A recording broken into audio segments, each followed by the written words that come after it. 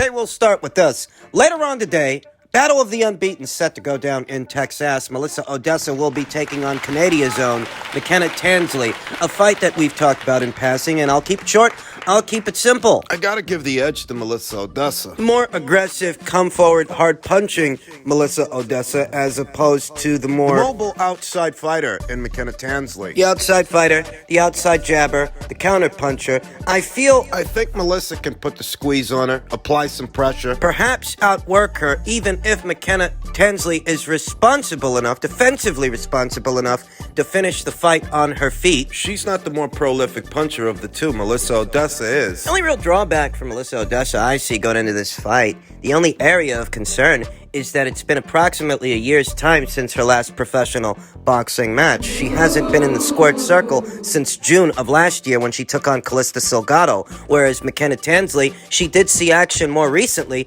in September of last year, and that way it hasn't been 12 months since McKenna Tansley saw action in the boxing ring. That's the only real drawback I see for Melissa, but stylistically, she has the right style for the job and the right punching power. The Main Street. I get the sense that she can outwork McKenna Tansley. McKenna, who's the kind of fighter that likes to stay on the perimeter of the ring, boxing off the back foot and looking to work off the counter. Not a characteristically hard puncher or a busy one. Melissa is. And Melissa's got home field advantage. McKenna Tansley is the away fighter. So all those things in mind, and that being said, I am going to go with Melissa Oddessa to win a points decision in today's contest. Set to go down in the bantamweight division. Bantamweight, that's 118 pounds. That's where Yuli Hangluna holds the WBC title. Yuli Hangluna, who will be in action later on today, also south of the border against her old buddy, Jessica Gonzalez. They're having a rematch. Jessica Gonzalez, who last year traveled to Russia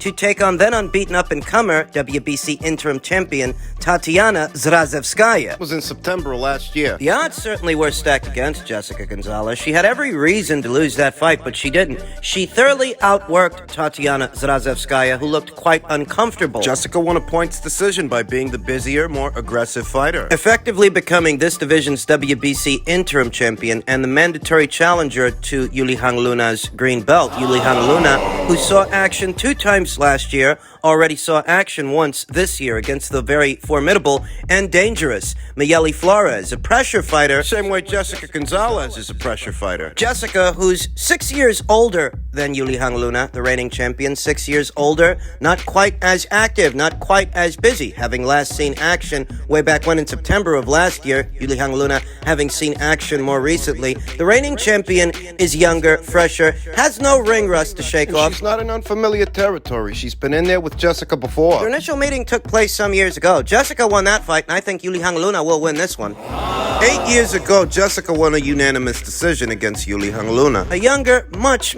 less experienced Yuli Hangluna than the Yuli Hangluna that stands before us here today. That was approximately 7 or 8 years ago. Yuli Hangluna She's picked up a trick or two since then. She is a much more experienced and complete fighter now than she was then, way back when, in 2014, at just 20 years old. I think she's got what it takes to avenge the loss. I think she's got what it takes to beat. She's got what it takes to beat today's Jessica Gonzalez. Very recently, we saw Yuli Hangluna in action against the very dangerous and come-forward, durable Mayeli Flores, a pressure fighter. A more put-together pressure fighter than Jessica Gonzalez, I think. Yuli Hangluna was able to handle that pressure, weather the storm, fighting on the fly, walking Mayeli Flores into shots, walking her into punches, scoring an early knockdown. I won't lie to you, Mayeli Flores made Yuli Hangluna have to work for it. It wasn't easy, but Yuli Hangluna was able to secure the W, able to secure a points decision win in what was a very messy affair. Now, maybe Jessica Gonzalez is approaching this fight with a mental edge. Because she's not in unfamiliar territory. She's actually fought Yuli Hangluna before,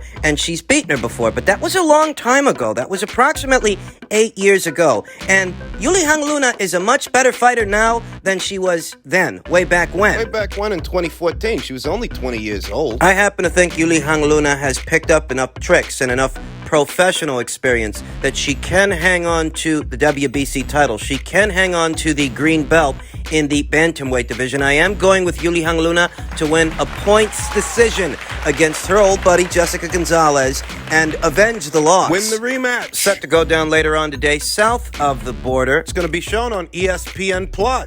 In men's light heavyweight news, Artur Beterbiev, ahead of this weekend's big unification clash, is certain to unleash his ferocity against Joe Smith Jr. Joe, who's no slouch, he's nobody's mug. He's a big, durable guy with a strong punch who's got a lot, and I mean a lot of experience. He's won some fights, he's lost some fights, but he's a champion now. Artur Beterbiev's got him in his crosshairs. Artur Beterbiev, who was last in action against American Olympian and southpaw Marcus Brown. In round 4 of their fight, Artur Beterbiev was behind on 2 of the 3 judges' scorecards when there was a clash of heads. Brown leaving with a cut over his right eye, while Beterbiev bled profusely from a gash on his forehead. We wanted to start that fight slow and put gradual pressure on Marcus Brown, said Beterbiev's longtime coach, Mark Ramsey, on Top Rank's preview show, Blood, Sweat, and Tears. With the cut, we had the danger that they'd stop the fight. Yeah, that cut certainly made things interesting because most people were favoring Artur to win the fight. They were already favoring Artur to splatter Marcus Brown. Marcus Brown, who's an educated southpaw, can box and punch, but doesn't take the best punch, doesn't have the most durability. That cut added an element of drama to the match. "He make me angry," said Beterbiev of the head clash. "They took us to the doctor. The doctor said, 1 more round." Beterbiev got more than that, but he didn't need 12, as he won every round from the 5th on, dropping Brown twice before knocking him out. He knocked him out in the 9th. He became a little bit like an animal and just broke down Marcus Brown, said Ramsey of his Charge's 17th win without a loss.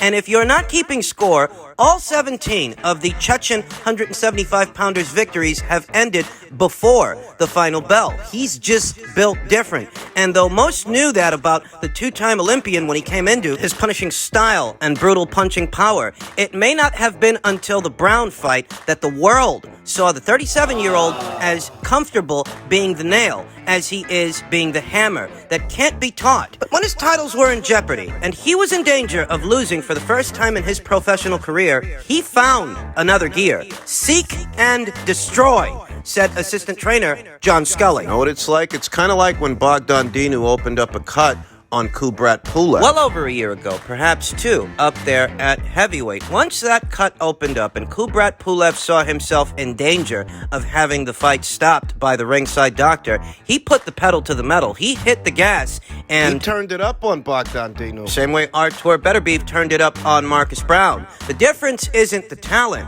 it's the discipline and the work ethic that he has, says Ramsey. He's really focused on his job. For him, this is a profession, and he's looking at all the small details. And if sleeping late is not good for him, he's not going to do it. End of story. And he does that with every single aspect of boxing. In Blood, Sweat, and Tears, Beterbiev's strength and conditioning coach, Andre Kuleza, said that his fighter once told him, "If I'm not there at 7 o'clock, it's because I'm dead." It was a joke between the fighter and the coach, but it shows who Artur Beterbiev is. He's here to win and get titles.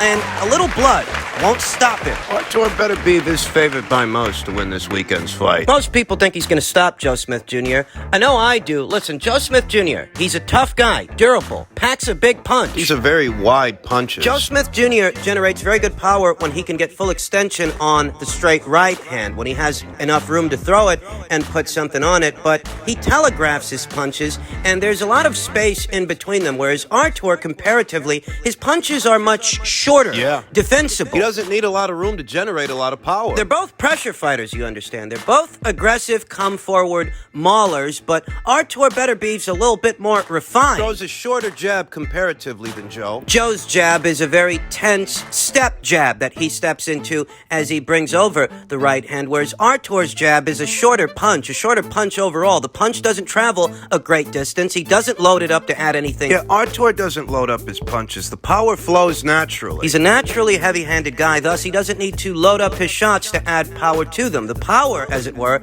it's already there. He's about 5 years older than Joe Smith Jr. Somewhat smaller, give or take an inch, maybe two. Joe has very long arms. Might be a big part of the reason his shots look so wide and there's so much space in between them. He's got long arms, whereas Artur's shots, his jabs, his hooks, his uppercuts, they're more tight, more compact, thus harder to see coming and harder to counter because they're short punches to where the guy's arm, it isn't out there very long. You know, they're both pressure fighters, so they both like to come forward. Artur comes forward with his hands high, parrying shots and or blocking shots on the arms and gloves, whereas Joe sometimes uses a shell guard. I don't think that's going to be... He used the shell guard in the Steve Gaffrard fight. Steve Gaffrard, who Joe Smith Jr. knocked out after 9 rounds. And if you saw that fight, you may have noticed that Joe Smith Jr. was eating quite a few jabs from Steve Gaffrard at the start.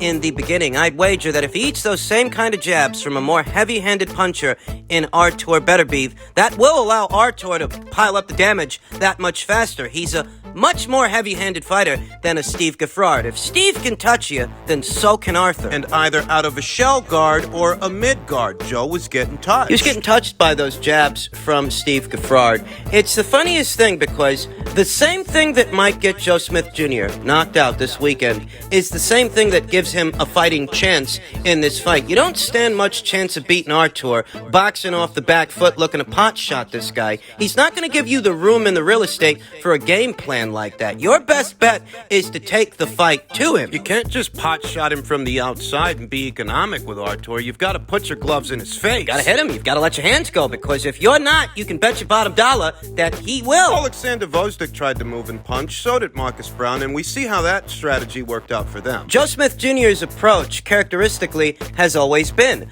a more straightforward approach. It's two trains, two pressure fighters barreling towards each other, looking to deliver their power shots, deliver their power, Artur and Joe. And that's what gives Joe a fighting chance. I do think Joe packs a big enough punch that if he can land the right hand on Artur, he can hurt him. Yeah, if he can land it. The problem is he telegraphs it. Although the way I see it, boxing off the back foot, moving and punching, looking to pot shot from the outside and being economic. With a guy like Artur, that's just not going to work. You're going to leave yourself open to be overwhelmed by his volume. Hey, you're better off taking it to him and punching with him. As you would stand a better chance of catching him between the shots, between the punches, if you do, the way Callum Johnson did when Callum scored that knockdown on Artur Beterbiev 2 or 3 years ago. That's your best bet, but even with that, you're dealing with a fighter whose punches are shorter and more compact than your own. There's power in every single one of them. Artur's shots, they're not as wide or as telegraphed as Joe Smith Jr. They don't have to travel a great distance to get to the target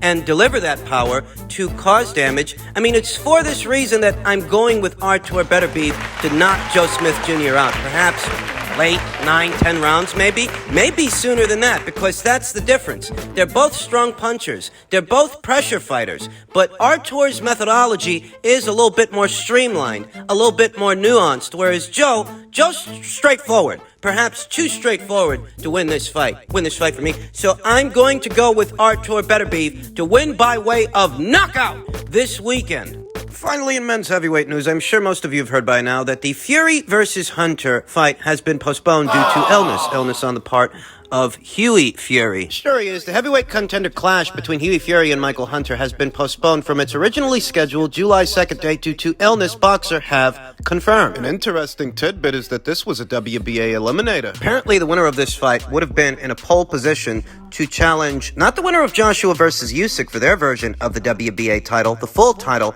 but Daniel Dubois' secondary. The regular version of the title he just won, splattering Trevor Bryan. If and when the fight is rescheduled, should the fight remain a WBA eliminator for Daniel Dubois' belt, that's going to create an interesting situation between the people over there at Boxer and the people over there at Queensberry. Interesting situation between Sky Sports and BT, who, in case you're not aware, they're competitors. Those are competing platforms. Sky Sports, they're competing with BT, they are competing with DAZN. Like I said, that would create an interesting situation. Fury, who has staged his training camp in Cannes, France, had been attempting to train through the illness, but his father and trainer Peter Fury made the decision to suspend the camp to allow his son time to fully recover, saying, "On behalf of myself and my son, we apologize to the fans, but most of all to Hunter and his team, because like us, they've gone through a hard camp, and this news is the last thing anyone in boxing wants to hear. Huey struggled on through the illness, but physically broken down. We look forward to this fight being rescheduled, and it's a great fight for both men and for the fans around the world. Once again, we apologize to everyone involved, but health is paramount in boxing. So this was supposed to be a WBA eliminator. Should we take this as a sign that the WBA is now pumping the brakes on their initial plan to phase out secondary titles, regular titles like the one that Daniel Dubois is holding? I mean, if they're holding eliminators to crown mandatories to challenge him for that secondary title, what does that tell you? They didn't phase out Gervonta Davis' secondary title at lightweight. I don't get the sense they're about to issue out an order for Gervonta Davis, secondary title holder, to face the winner of Haney versus Kambosos. I don't get the sense they're issuing out an order for Daniel Dubois to face the winner of Joshua versus Usyk too. Not if they're staging eliminators so that he could defend that title against the winner of Hunter versus Fury. Hunter versus Fury, a good fight on paper, but a fight that has the potential to be a stinker. We've talked about that. It all depends on which version of Huey Fury decides to show up when this fight is rescheduled, and which version of Michael Hunter decides to show up when this fight is rescheduled. If the Michael Hunter that fought Jerry Forrest in his very last fight decides to show up, yeah, this one could be a stinker. Michael Hunter says he's got a 3-fight deal with the people over there at Sky Sports. We can take that as a sign that he is no longer doing business with Triller anymore. According to him, he's got a 3-fight deal with Sky Sports. Sky Sports that are continuing to carve out their own lane in the UK boxing scene in the absence of Matchroom, their former partner. They've got their own thing going on. Ben Shalom, Sky, and Boxer, they're looking to beef up their stable. It's likely why they've brought Michael Hunter on board. And this was intended to be his first fight under the Boxer promotional banner. You know, one name that almost immediately comes to mind is the name of Martin Bacol, who scored a very big win so far from home in La France against French national Olympic gold medalist Tony Yoka, who he completely